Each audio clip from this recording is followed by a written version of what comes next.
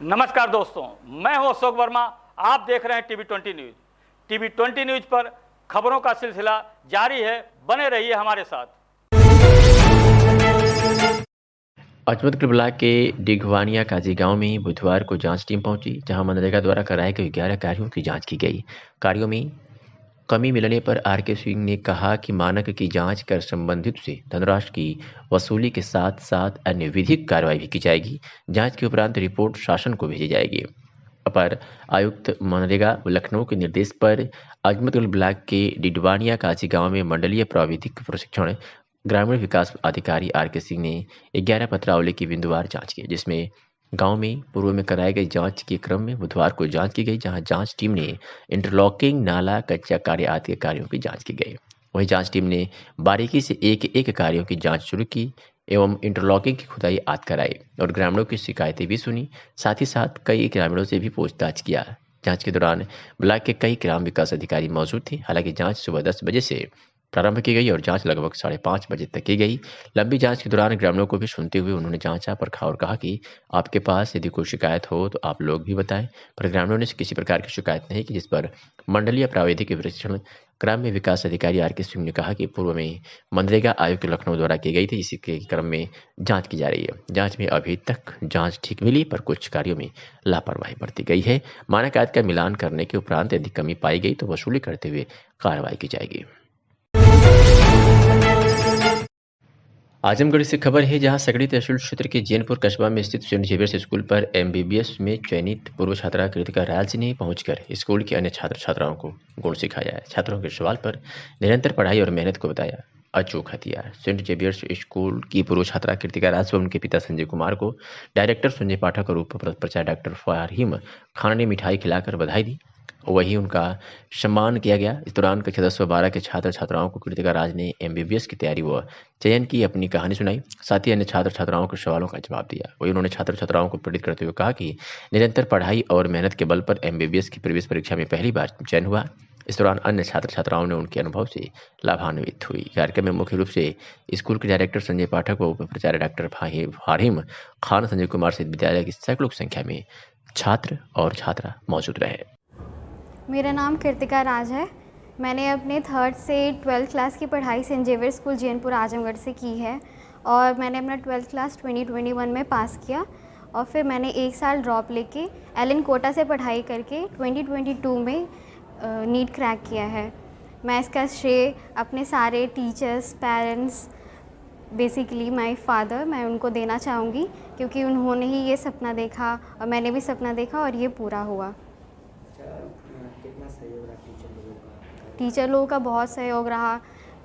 मैं यहाँ पे आई, पढ़ाई की, मैंने यहीं पे अपना सपना देखा। यहाँ पे मैंने देखा कि हाँ डॉक्टर्स हैं और इसके लिए नीट क्रैक करना होता है, पढ़ाई करनी होती है। 11th-12th मैंने यहाँ से किया, बहुत अच्छी पढ़ाई रही। तो मैं अपना श्रेय बहुत अपने टीचर्स को देना चाहूँगी, यहाँ के जो भी टीचर्स ने मुझे पढ़ाया। मैं अपने पेरेंट्स को देना चाहूँगी, जिन्होंने मुझे सपना दिखाया, मैंने उसके लिए मेहनत की, कोटा में भी पढ़ाई की, वहाँ के भी टीचर्स को मैं श्रेय दूँगी और इन्हीं लोगों को श्रेय दूँगी। और मैंने क्रैक किया, सबको बहुत खुशी हुई, उससे मुझे भी खुशी मिली, सबका मैंने सपना पूरा किया। जी, मेरा नाम संजय कुमार है। मैं गांधी इंटर कॉलेज माल्टारी में भौतिक विज्ञान का प्रवक्ता हूँ और सौभाग्य से मेरी पत्नी भी अध्यापिका हैं। आज मुझे खुशी है इस बात की कि इस विद्यालय के सेंट जेवियर जैनपुर के सहयोग से, और मुझे लगता है कि यहाँ के मैनेजमेंट, यहाँ के जो शिक्षक हैं, कर्मचारी हैं, उन सभी लोगों के एक अच्छे माहौल के कारण इसमें जो इस विद्यालय की छवि को इन लोगों ने मेंटेन किया है, उसी के कारण ही हम लोग अपने बच्चों को इसमें भेज करके एक अच्छा सपना देखें और बच्चे भी इन लोगों के परम सहयोग से आज इस स्थान पे हैं। मैं इन लोगों को हृदय से धन्यवाद देता हूं। विद्यालय परिवार के लिए ईश्वर से प्रार्थना करता हूं कि इन लोगों को इसी तरीके से सद्बुद्धि दें कि बहुत ही विलक्षण प्रतिभा के धनी विद्यार्थी यहाँ से निकलें और प्रदेश में, देश में इस विद्यालय का नाम, अपने क्षेत्र का नाम रोशन करें। धन्यवाद। सर, आपके बच्चों को क्या संदेश देना चाहेंगे? बच्चों को मेरी तरफ से जो संदेश, चूँकि मैं भी एक अध्यापक हूँ, तो हर बच्चे के माँ बाप का एक सपना होता है कि मेरा बच्चा पढ़ लिख करके बहुत आगे जाए। हर माता पिता की एक अच्छी सोच होती है। बच्चों के लिए शुभकामना है कि इस विद्यालय का जो शिक्षण माहौल है, जो यहाँ के अध्यापक बंधुओं का जो एक तरीके से जो उनकी विद्वता है, उसका लाभ लेकर के बहुत अच्छी पढ़ाई करें, अपने माँ बाप का नाम रोशन करें, शिक्षकों का नाम रोशन करें। यही मेरी हार्दिक शुभकामना है। मेरा नाम डॉक्टर फ़राहिम ख़ान है। मैं यहाँ पे वाइस प्रिंसिपल के तौर पे काम कर रहा हूँ। आज एक इंटरैक्टिव सेशन हुआ। एक हमारी जो स्टूडेंट है कृतिका राज आर्या, शी क्रैक्ड नीट। उस मौके पे इंटरैक्टिव सेशन था स्टूडेंट्स और कृतिका के बीच में, काफ़ी अच्छा था। बच्चों ने बहुत सारे क्वेश्चंस पुटअप किए प्रिपरेशन से रिगार्डिंग, और इन्होंने बहुत ही सुंदरता से उसका आंसर दिया और बच्चे बहुत ही संतुष्ट हुए। और मैं समझता हूँ कि ये जो अचीवमेंट है हमारे स्कूल से एक बच्ची क्रैक की है नीट, ये बहुत बड़ा है। हमारे देश को ज़्यादा से ज़्यादा डॉक्टर्स की आवश्यकता है। मैं समझता हूँ कि देश का बहुत बड़ा सहयोग होगा, जितने भी ज़्यादा डॉक्टर निकलेंगे और लोगों का अच्छे से अच्छा इलाज होगा। सो मैं कृतिका के भविष्य के लिए हार्दिक शुभकामनाएं देता हूं और मैं आशा करता हूं कि वो एक काबिल और फेमस डॉक्टर फ्यूचर में बनेंगी। धन्यवाद। आजमगढ़ जिले में एक दिव्यांग को आवास का लाभ इसलिए नहीं मिल पा रहा है कि उसकी शादी नहीं हुई है, जिसके बाद दिव्यांग ने जिलाधिकारी कार्यालय पर पहुंचकर जिलाधिकारी से फरियाद लगाई और मांग किया कि उसे आवास का लाभ दिलाया जाए। रानी की सराय ब्लॉक के एक अनौरा गांव के रहने वाले उपेंद्र दोनों पैरों से विकलांग है। उनकी माता की उम्र 65 वर्ष और पिता 70 वर्ष है। सभी लोग छप्पर डालकर रहते हैं। दिव्यांग उपेंद्र ने आवास के लिए फार्म भरा। गांव के ग्राम प्रधान भी उसके पक्ष में थे, लेकिन उपेंद्र को आवास का लाभ नहीं मिला। जिसके बाद वह गांव की सेक्रेटरी से मिला। सेक्रेटरी ने आवास का लाभ लेने के लिए जो पात्रता बताई वो हैरान करने वाली थी। उपेंद्र के अनुसार उसको बताया गया कि आपकी शादी नहीं हुई है, इसलिए आवास का लाभ नहीं मिलेगा, आप शादी कर ले, आवास का लाभ मिल जाएगा। इसके बाद उपेंद्र परेशान हो गए। उपेंद्र ने इसकी शिकायत जिलाधिकारी कार्यालय पर पहुंचे और जिलाधिकारी को शिकायती पत्र सौंपकर मांग किया कि उनको आवास का लाभ दिया जाए। क्या नाम है? उपेंद्र। सर, क्या मामला है आप आए? मामला यही है कि हमको कॉलोनी चाहिए। डीएम साहब से यही बोलने आए हैं। किस लिए कॉलोनी? क्या है? प्रधानमंत्री आवास वाला? आवास अभी आवास नहीं मिला आपको? नहीं। कहाँ से आए आप? रानी सराय पोस्ट, रानी सराय जिला आजमगढ़। फार्म वार्म भरे थे? जी भरे थे। क्या हुआ? फार्म जब भरे थे तो फार्म भरने के बाद वो लोग आए जांच करने के लिए, जांच उच करके ले गए। पात्र बता करके न पात्र बताए, तो पता चली कि बोल रहे हैं सेक्रेटरी साहब कि अगर जब शादी इनकी होएगी तो दिया जाएगा, नहीं शादी जिसकी होएगी उसको नहीं दिया जाएगा। आप विकलांग हैं आदमी हैं, कहाँ पे दो है? तो वही सब समस्या के लिए मैं आया हूँ कि भाई मैं विकलांग आदमी हूँ, जब मैं एक पैसा कमाऊँगा नहीं तो कहाँ पर रहूँगा। और देख रहे हूँ कि मड़ई सड़ई डाला हूँ, डलवाया हूँ इनसे उनसे कह करके, वो भी अगर गिर जाएगी तो फिर तो मैं उसी तरह रहूँगा ना। क्या चाहते हैं आप? चाह रहा हूँ कि मुझको एक वो जो आवास योजना आया है उसको मुझको कुछ मिल जाए। प्रधान से आप मिले थे? प्रधान भी सोच रहे हैं कि इनको दिया जाए। सेक्रेटरी जो है कि थोड़ा सा वही।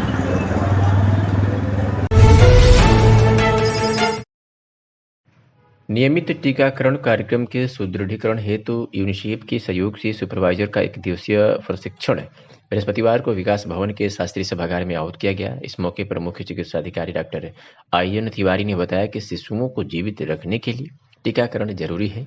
नियमित टीकाकरण को छोड़ने से नवजात के जीवन पर जानलेवा प्रभाव पड़ सकता है।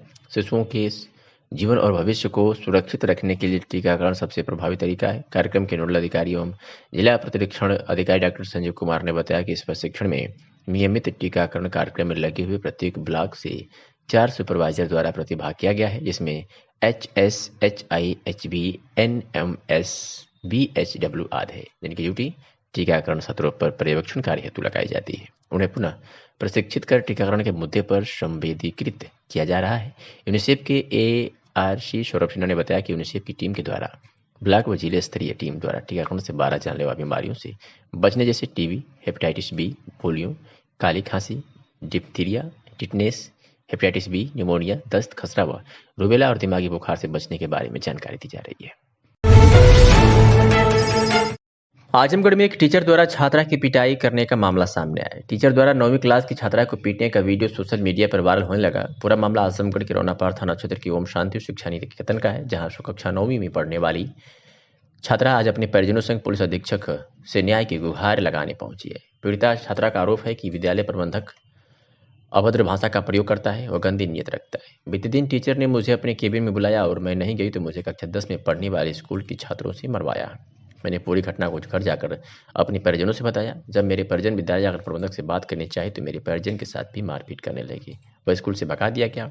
वहीं संबंधित थाने पर जब हम लोग शिकायत करने गए तो दबाव में सुलहनामा करवाकर मामला खत्म करने को कहने लगे, जिसको देखते हुए आज हम अपने परिजन के साथ पुलिस अधीक्षक से न्याय की गुहार लगाने आए हैं। इस पूरे मामले में पीड़िता छात्रा की मां का कहना है कि विद्यालय के प्रबंधक ने मेरे बच्चे के साथ मारपीट किया है, साथ ही थाने पर जबरदस्ती सुलहनामा करवाकर माफी मंगवा रहा था। मेरी बच्ची को न्याय मिलना चाहिए। सुनिए। कहाँ के रहने वाली हैं? ओम शांति। हम दामोला डायरा के रहने वाले हैं। अच्छा, क्या मामला हुआ जब क्या ज्ञापन देने आए? ओ जो प्रबंधक है वो हम स्कूल जाते थे तो अरे गंदी नज़र से देखते थे और हम जब वो हाँ हमको एक दिन ऑफिस में बुलाएं तो हम नहीं गए तो अरे कक्षा 10 की लड़कियों से हमको मरवाएं और फिर जाके हम जब उनके पास शिकायत लेकर गए हैं तो वो अभी हमको मार के भगा दिए। फिर जब हमारी माँ आई तो हमारी माँ को गाली दे करके धक्का दे के भगा दिए। फिर गए हमारे घर पे आए थे फिर बाजने। चौकी पे क्या हुआ? चौकी पे सब सुलह कर दिए और ज़बरदस्ती साइन इन करवा दिए और सब बोल रहे हैं कि आपके गुरुजी हैं, माफ़ी मांग लीजिए। तो हम लोग बोले नहीं, हम लोग माफ़ी नहीं मांगेंगे, मम्मी सब माफ़ी मंगवाएँ। आप क्या चाहती हैं? हम चाहते हैं कि उनको कड़ी से कड़ी सज़ा मिले। स्कूल में बहनी सुनीता। क्या मामला है और यहाँ किस लिए आई हैं? इसलिए आए कि हमारी लड़की के मरले हम खूबे मरले हम दुआरे पर। जितेंद्र यादव। जितेंद्र यादव कौन है वो मास्टर हम। अच्छा, क्यों मारे हैं? वही तो मरले हम बड़ी मार होके। किस लिए मारे हैं? कुछ दिक्कत थी आपको या लड़की को? हाँ दिक्कत कैले हम तब न मरना। हाँ किस तरह की दिक्कत हो रही थी? क्या दिक्कत थी? वो थाने पे गई थी आप? हाँ थाने पर। क्या हुआ थाने पे? थाने पे ये हुआ कि लिखवा उखवा के आई नहीं और फिर लोग सुलह कर लिया, फिर हमसे माफ़ी लोग मंगवाल के माफ़ी मांग लो। क्या चाहती हैं आप? हम चाहते हैं उनके सजाइए हो के। क्या मामला था कि थाने पे जाना पड़ा आपको? पुलिस चौकिया पर। क्या है पूरा मामला और क्या कार्रवाई की जा रही है? आज जनसुनवाई के दौरान एक लड़की अपनी मां के साथ प्रस्तुत हुई। उसने प्रार्थना पत्र दिया। उस प्रार्थना पत्र में उसने आरोप लगाया कि प्रबंधक द्वारा मारपीट की गई, गाली गलौज की गई। इसके संबंध में उसने अपने मोबाइल में वीडियो की रिकॉर्डिंग भी कराई। इसके संबंध में संबंधित चौकी इंचार्ज और थाना प्रभारी को जांच कर तत्काल ही शाम तक आवश्यक कार्रवाई करने के निर्देश दिए जा चुके हैं। इसमें और भी वीडियो देखे जा रहे हैं कि इससे संबंधित जो वीडियो और भी हैं वो सभी वीडियो क्लिप करके और मौके पर जो उपस्थित लोगों के बयान लेके इसमें तत्काल प्रभावी कार्रवाई की जाएगी।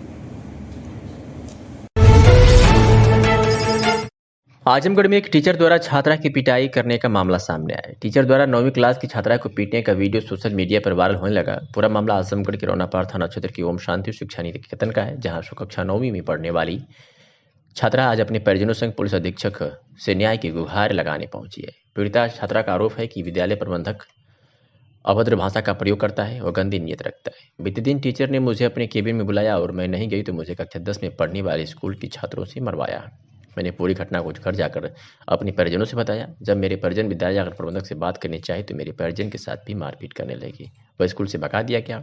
वहीं संबंधित थाने पर जब हम लोग शिकायत करने गए तो दबाव में सुलहनामा करवाकर मामला खत्म करने को कहने लगे, जिसको देखते हुए आज हम अपने परिजन के साथ पुलिस अधीक्षक से न्याय की गुहार लगाने आए हैं। इस पूरे मामले में पीड़िता छात्रा की मां का कहना है कि विद्यालय के प्रबंधक ने मेरे बच्चे के साथ मारपीट किया है, साथ ही थाने पर जबरदस्ती सुलहनामा करवाकर माफी मंगवा रहा था। मेरी बच्ची को न्याय मिलना चाहिए। सुनिए।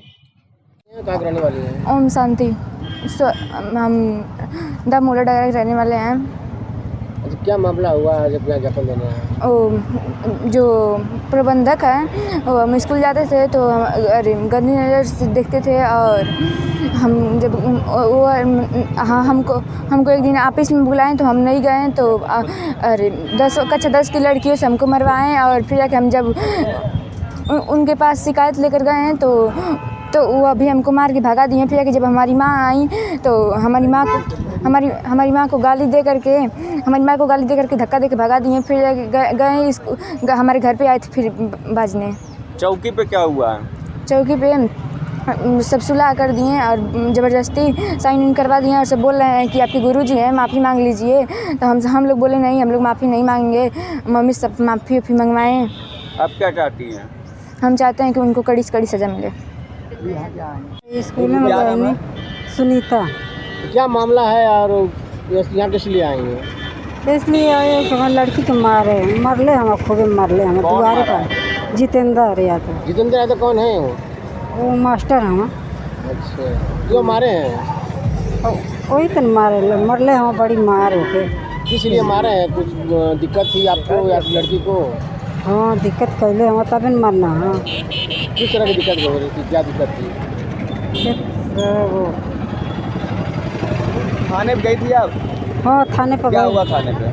थाने पे ये हुआ कि लिखवा के आई नहीं और फिर लोग सुलह कर लिया। फिर हमसे माफ़ी लोग मंगवाल के माफ़ी मांग ले। क्या चाहती हैं आप? हम चाहते हैं उनके सजाइए हो के। क्या मामला था कि थाने पे जाना पड़ा आपको? पुलिस चौकिया पर। जनपद आजमगढ़ में स्वच्छ भारत मिशन के तहत जिला पंचायत राज अधिकारी अजय कुमार श्रीवास्तव के आदेशानुसार विकासखंड के सभी ग्राम पंचायतों में ग्रामीण सफाई कर्मचारियों द्वारा स्वच्छता अभियान चलाया जा रहा है। स्वच्छता के प्रति लोगों को जागरूक किया जा रहा है। आज 17 नवंबर 2022 को PWD ऑफिस के प्रांगण को ग्रामीण सफाई कर्मचारियों द्वारा घास की कटाई करते हुए झाड़ू लगाया गया और जो मच्छरों का प्रकोप चल रहा है उसे देखते हुए दवा का छिड़काव भी किया गया। मऊ जनपद से खबर है, जहां मुख्तार अंसारी गिरोह यानी IS 191 के सहयोगी रफीक अहमद की अवैध तथा आपराधिक गतिविधियों से अर्जित 2 करोड़ रुपए कीमत की 14 एक गैंगस्टर के तहत मऊ पुलिस ने जब्त कर लिया है। बता दें कि अपराधियों के विरुद्ध मऊ पुलिस प्रशासन द्वारा चलाए जा रहे अभियान के क्रम में आज क्षेत्राधिकारी नगर राजस्व टीम व भारी पुलिस बल की उपस्थिति में मुख्तार अंसारी गिरोह के सहयोगी अभियुक्त रफीक अहमद पुत्र हाजी वकील निवासी पठान टोला कस्बा थाना कोतवाली नगर जनपद मऊ, जो लगभग 2.5 दशक से अपराध में संलिप्त है तथा IS 191 गैंग का सहयोगी है, यह अपने गैंग के संरक्षण में स्वयं तथा गैंग के सदस्यों द्वारा निर्दयतापूर्वक पशुओं का वध करके अवैध मांस के व्यापार से पर्यावरण को दूषित करने जैसे संगीन अपराध कारित कर अवैध तरीके से व्यवसाय से आपराधिक बल का लाभ पाते हुए अकुत धन इकट्ठा किया गया है। अपराधिक क्रियाकलाप में संलिप्त रहकर अपराध से अर्जित किए गए धन से अपने नाम नगर क्षेत्र में स्थित मौजा पठन टोला परगना व तहसील सदर, इसमें लगभग 2 करोड़ की संपत्ति थी 2 करोड़ संपत्ति की भूमि था, इसको जब्त कर लिया गया है। ये रफीक उर्फ टाइगर नीचे करना पठान टोला के रहने वाले हैं। उनके विरुद्ध गैंगस्टर का अभियोग पंजीकृत हुआ था जिसकी विवेचना दक्षिण टोला थाने से की जा रही थी। उसमें एक प्राविधान है जो उनके द्वारा अपराध से अर्जित संपत्तियां हैं उसको कुर्क करने के संबंध में, उसी संबंध में एक रिपोर्ट विवेचक द्वारा प्रभारी निरीक्षक दक्षिण टोला द्वारा माननीय जिलाधिकारी महोदय को दिया गया था। अराजी नंबर 220 पठान टोला करीब 40 कड़ी है और वो लगभग 1.5 बिस्वा है, जिसका बाजारू मूल्य करीब 2 करोड़ रुपये है। माननीय जिलाधिकारी महोदय द्वारा 16/11/2022 को धारा 14(1) गैंगस्टर अधिनियम के तहत इसको कुर्क कर दिया। ये कौन है? ये रफीक टाइगर कहीं न कहीं से मुख्तार से जुड़े हुए हैं, पहले भी इसके ऊपर कार्रवाई हुई है। ठीक, धन्यवाद।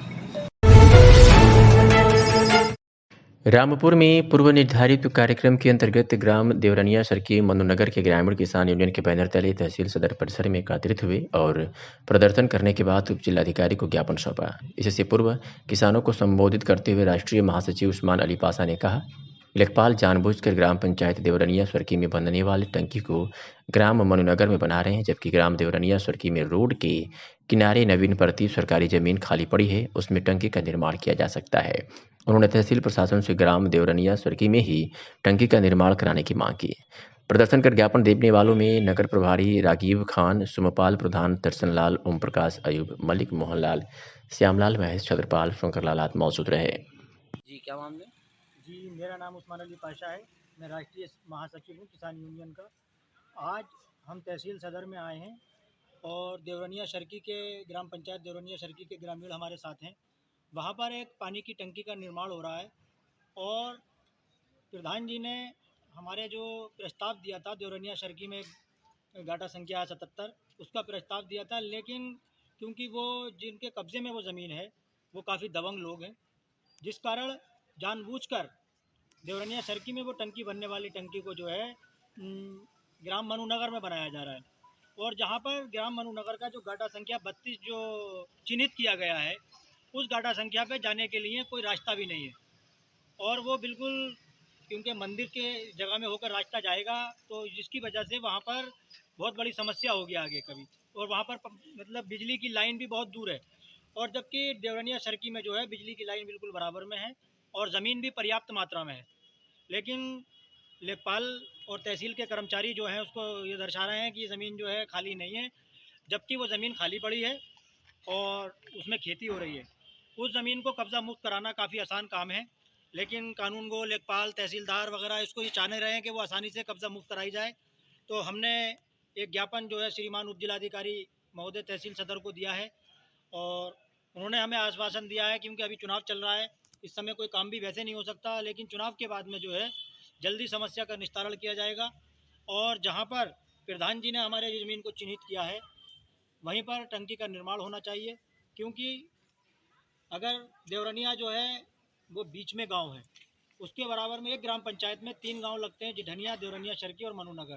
तो जिठनिया को भी मतलब पानी की सप्लाई इसी टंकी से होगी, तो वो जो है बिल्कुल बीच में है पानी के और ऊंची जगह पर है, तो जिससे पानी की भी कोई दिक्कत नहीं होगी। और ये इस तरह से जब ये अगर मनुनगर में बनाई जाती है तो वहाँ पर पानी की भी दिक्कत होगी, और उस ज़मीन में जिस ज़मीन को चिन्हित किया है उस ज़मीन में पानी खड़ा हो जाता है, जो कि बहुत ज़्यादा समस्या की बात है।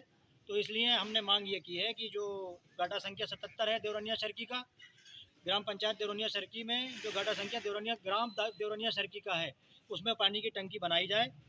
और हमें आश्वासन दिया एसडीएम साहब ने कि आपकी समस्या का समाधान किया जाएगा। आजमगढ़ के अतरौलिया से खबर है, जहां हैदरपुर खास के ग्रामीण लोगों ने आयुक्त महोदय को शिकायती प्रार्थना पत्र के माध्यम से अवगत कराया कि कोटेदार द्वारा ग्रामीणों को सही तरीके से राशन नहीं वितरण किया जाता है। प्रत्येक यूनिट पर 4 किलो राशन दिया जाता है और लोगों से 4 रुपये किलो लिया जाता है। वहीं माह सितंबर में अंगूठा लगाने के बाद भी राशन नहीं दिया गया, महीनों का राशन हजम कर लिया गया। ऐसे में लोग कोटेदार से परेशान हैं। शिकायती प्रार्थना पत्र के आधार पर आयुक्त द्वारा शिकायत के निस्तारण हेतु जांच कर 15 दिन के अंदर जांच रिपोर्ट आयुक्त महोदय को प्रस्तुत करने का आदेश दिया गया। कोटेदार पिंटू सिंह ने बताया कि व्यक्तिगत दुश्मनी और राजनीतिक प्रतिद्वंदी के कारण कुछ गिने चुने लोग फर्जी आरोप लगा रहे हैं, जबकि 450 से अधिक लोग मेरे पक्ष में खड़े हैं। केवल 10 लोग मिलकर प्रार्थना पत्र डालकर परेशान कर रहे हैं। कुछ लोगों को पैसा चाहिए, किसी को कोई एतराज नहीं है, सभी लोगों को राशन बराबर दिया जाता है। इस संदर्भ में सप्लाई इंस्पेक्टर ने बताया कि मामला संज्ञान में है, जिलाधिकारी महोदय के नेतृत्व में जांच चल रही है। जांच के उपरांत रिपोर्ट प्रस्तुत की जाएगी। आइए सुनाते हैं शिकायतकर्ता और ग्रामीणों क्या कुछ कहा। नाम है आपका? अमन सिंह गोरखपुर। अच्छा, ये बताइए क्या समस्या है आपने कोटेदार के खिलाफ आयुक्त महोदय को प्रार्थना पत्र दिया, इसके बारे में बताइए। हम आयुक्त महोदय को पहले तो हम सप्लाई एसडीएम साहब को दिए थे, तो हमारे यहाँ जांच आई तो जो सप्लाई इंस्पेक्टर साहब हैं कोटेदार राम सिंह पुत्र, उसके पक्ष में रिपोर्ट लगा दिए हो। अब मैं जाकर आयुक्त महोदय को एप्लीकेशन दिया, जिसमें जांच आई नहीं है, अभी 15 दिन होने वाला है। क्या आरोप लगाए थे? कह रहे हैं सर की कार्रवाई चल रही है और हम चाहते ही हैं कि हमको न्याय होनी चाहिए। आरोप क्या लगाए थे, इसके बारे में बताइए। आरोप हमको गए तो वहाँ हमको गाली देते हैं, डांटते हैं। हम लोग 2-3 बार गए राशन लेने, हमको वहाँ से भगा देते हैं और 4 रुपये किलो देते हैं। 1 यूनिट पे 4 किलो राशन देते हैं। क्या केवल ये आपको देते हैं कि गांव की पूरी जनता को देते हैं? पूरी गांव की जनता इस कोटेदार से तबाह है जी। क्या चाहते हैं हम यही चाहते हैं कि अगर इनके बस का नहीं है तो किसी दूसरे को कोटा दिया जाए। आपका? देवमठ। कहाँ के निवासी? हैदरपुर खास। क्या दिक्कत समस्या है बताइए। वही राशन कार्ड के लिए दिक्कत है। जैसे राशन आने जाते थे तो बदतमीजी से बात करता है। 1 किलो पे 4 रुपया लेता है, 1 यूनिट पे 4 किलो राशन देता है। 1 यूनिट पे कितना राशन देते हैं? 4 किलो। कौन कोटेदार है, कहाँ के हैं? राम सिंह। कहाँ के कोटेदार? हैदरपुर खास। आप लोग कुछ शिकायत किए थे इसके बारे में? हाँ, कमिश्नर के शिकायत किए थे, उसमें मेरा भी नाम है। मेरा राशन कार्ड कट गया आपकी बात। कौन काट दिया राशन? अब कोटेदार काटा कि सप्लाई इंस्पेक्टर काटा, लेकिन कट गया। आपका राशन कार्ड कट गया? कट गया। तो आप क्या चाहते हैं? मतलब हमारा राशन कार्ड बनना चाहिए। और क्या नाम है आपका? संतोष मौर्य। कहाँ के निवासी हो? गोरखपुर। क्या आपने कोटेदार की क्या क्या दिक्कत परेशानी इसके बारे में बताइए। वही 1 यूनिट पे 4 किलो मिलता है। 4 रुपए के हिसाब से। कौन कोटेदार है, कहाँ कोटेदार है? पिंटू सिंह है, क्या बोलते हैं, हैदरपुर खास में। ये कब से आपको कब मिलता है गाड़ी? ये तो हमेशा ही मिलता है 4 किलो। आप लोगों ने एक आयुक्त महोदय को प्रार्थना पत्र दिया था, क्या चाहते हैं आप? चाहते हैं कि मतलब 5 किलो मिले 1 यूनिट पे। हाँ, कितने लोगों को कम देते हैं? क्या सबको लोग कम देते हैं कि? हाँ, सबको कम ही मिलता है। सबको कम देता है। क्या नाम था साहब? राम नारायण, कहाँ के निवासी? ग्राम हैदरपुर खास। राशन कार्ड है आपका? जी। किस कोटेदार से है? पिंटू सिंह। क्या वर्ष पुराना है राशन कार्ड? सर जी, जब से इनका कोटा चल रहा है तब से हम तेल और राशन पा रहे हैं। लगभग क्या वर्ष पुराना होगा? सर जी 25-30 साल तो हो ही गया होगा। जी। कभी गल्ला कहीं कम मिला हो कुछ? No sir, no. गल्ला कहीं कम कितना यूनिट है आपका? 6 यूनिट है। कितना मिलता है? 30 किलो। कभी कोई गल्ला कम नहीं मिला? कभी नहीं सर जी। ऐसा सुनने में आता है कि आपके कोटेदार आपको भगाते हैं। नहीं सर जी, जो कहता है उसकी गलती है। हाँ सर जी। आप 20-25 साल से राशन ले रहे हैं जी। कभी आपके साथ बदतमीजी से बात की हो? कभी ऐसा नहीं। बाबू लोग हमें चाचा कह के बुलाते हैं, इनको हम भैया कहते हैं, जो कि हमारे छोटे हमसे इनका हम पैर छूते हैं। कुछ लोगों का आरोप है कि गल्ला कम मिलता है, इस पे आप कुछ कहेंगे? सर जी कुछ नहीं कहेंगे, यही कहेंगे कि वो लोग गलत हैं, गलत साबित करना चाहते हैं, लेकिन वो गलत नहीं पा रहे हैं। आप जब राशन लेने आते होंगे, बहुत जी। भीड़ रहती होगी यहाँ पे। जी। क्या कभी भी किसी से बदतमीजी से बात करके कभी भगाए नहीं हो? सर जी, कभी नहीं। हम तो दूसरे तीसरे दिन राशन लेके गए हैं। जी। नाम भी आपका? इमामुद्दीन। कहाँ के निवासी? यहाँ हैदरपुर। हैदरपुर। आप राशन कार्ड धारक हैं? हाँ। क्या यूनिट है आपका? 3 यूनिट। 3 यूनिट। कौन जी। कोटेदार है आपके? यही पिंटू सिंह। बिंदु सिंह। पिंटू सिंह। कै साल से गल्ला उठा रहे हैं क्या? जब से कोटा चलता है तब से उठा रहे लगभग हैं। कै साल हो गया आपका? अब तो यह बड़े ख्याल है, पढ़ल लिखल हो तो ख्याल 15 साल 20 साल कै साल हो गया? हाँ, उतना तो हो ही गया। कभी कोई गल्ला में आपको कटौती होती थी? नहीं, कभी नहीं। कभी नहीं। कोई प्रकार की किसी की परेशानी? कोई साहब परेशानी नहीं। हम सुने हैं लोग कि आते आपके कोटेदार डांट के आप लोगों को भगाते हैं, ऐसा कुछ? नहीं, कोई परेशानी। कोई आप अभी डांटे नहीं है, चाचा चाचा करके इज्जत भी करते हैं हम लोगों का। गल्ला पूरा देते हैं? गल्ला पूरा देते हैं। क्या नाम भी आपका? सुरेंद्र प्रसाद। कहाँ के निवासी? हैदरपुर खास के। आप राशन कार्ड धारक हैं? हाँ जी। कितना यूनिट है आपका? 4 यूनिट है। कहाँ पे आप गल्ला उठाने जाते हैं, किस जगह पे? अपने कोटेदार के यहाँ, बाबूराम सिंह के यहाँ। कितना गल्ला मिलता है आपको? 20 किलो। कोई कटौती? कुछ नहीं। कोई कटौती नहीं होती है? नहीं। मतलब 4 यूनिट पे कितना मिलता है? 20 किलो। कुछ लोगों का आरोप है आपके गांव का कि कोटेदार गल्ला कम दे रहे हैं, इसके जी। बारे में आप जानते हैं? जी, उनसे पूछिए सर, हम लोगों को कम नहीं मिलता है। कितने लोगों को लगभग सही मिलता है आपके हिसाब से? सारे लोगों को सही मिलता है सर। अब जो लोग कह रहे हैं नहीं सही मिलता, वही लोग बता पाएंगे कि कम नहीं मिलता, और लोगों से आप पूछेंगे तो ही पता चलेगा। हम लोगों को बराबर मिलता है। लगभग कितने साल से आप गल्ला उठा रहे हैं यहाँ पे? साहब लगभग 12 साल से। कोई दिक्कत परेशानी आपको नहीं है? नहीं सर, कोई परेशानी नहीं। चाचा आपका? मोहम्मद मुंसफी। कहाँ के निवासी? हैदरपुर खास। राशन कार्ड धारक हैं आप? जी हाँ। क्या यूनिट है आपका? 5 यूनिट। कितना गल्ला मिलता है? 25 किलो। 25 किलो। जी। किस कोटेदार से उठाते हैं गल्ला? श्री बाबूराम सिंह के। कहाँ पे है ये? हैदरपुर खास में। कभी कितने साल से गल्ला उठा रहे हैं? करीब 10-12 साल से उठा रहे हैं। कभी कोई कमी कहीं कोई कुछ नहीं, दिक्कत? कभी कोई कुछ शिकायत गल्ला नहीं कभी सर। कम नहीं दिए हैं? कभी भी नहीं, कभी कोई शिकायत नहीं है? एक दाना नहीं, कोई शिकायत नहीं है। जिलाधिकारी विशाल भारद्वाज की अध्यक्षता में कलेक्ट्रेट सभागार में प्राधिकरण दिवस का आयोजन किया गया, जिसमें नक्शा पास कराने हेतु अब तक प्राप्त आवेदनों की विधिवत समीक्षा की गई। जिलाधिकारी ने सचिव आजमगढ़ विकास प्राधिकरण को निर्देशित किया कि शासन के मंशा के अनुरूप लंबित आवेदनों का निस्तारण 1 सप्ताह के अंदर पूर्ण कराना सुनिश्चित करें। नक्शा पास कराने में संबंधित विभागों से यथाशीघ्र NOC प्राप्त कर प्राथमिकता के आधार पर आवश्यक कार्रवाई कराएं। उन्होंने PWD, NHI, राजस्व विभाग, वार्ड खंड प्राय फायर सर्विस, प्रदूषण नियंत्रण बोर्ड के अधिकारियों को निर्देशित किया कि लंबित आवेदनों की मॉनिटरिंग करते हुए आवश्यक कार्रवाई करें, ताकि आवेदनकर्ता को निर्माण कार्य आदि में कठिनाइयों का सामना न करना पड़े। इस अवसर पर सचिव आजमगढ़ विकास प्राधिकरण बैजनाथ, मुख्य अग्निशमन अधिकारी विवेक शर्मा, SDM सदर ज्ञानचंद्र गुप्ता, EO नगर पालिका परिषद आजमगढ़ मनोज सिंह, AD विद्युत विपिन कुमार यादव व संबंधित विभागों के अधिकारी सहित आवेदनकर्ता उपस्थित रहे।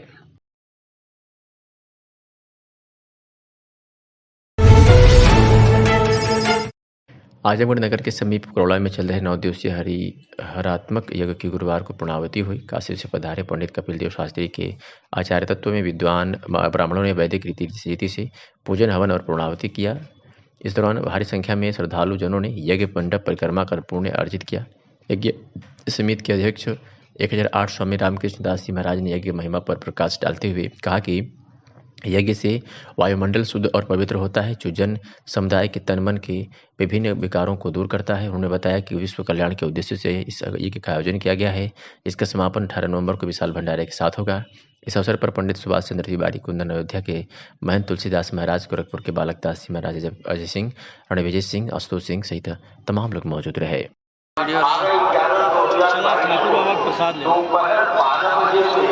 सभी संत महात्माओं का भंडारा, उसके एवं सभी भक्तों का बृहद भंडारा आयोजन सुनिश्चित है। यह बृहद भंडारा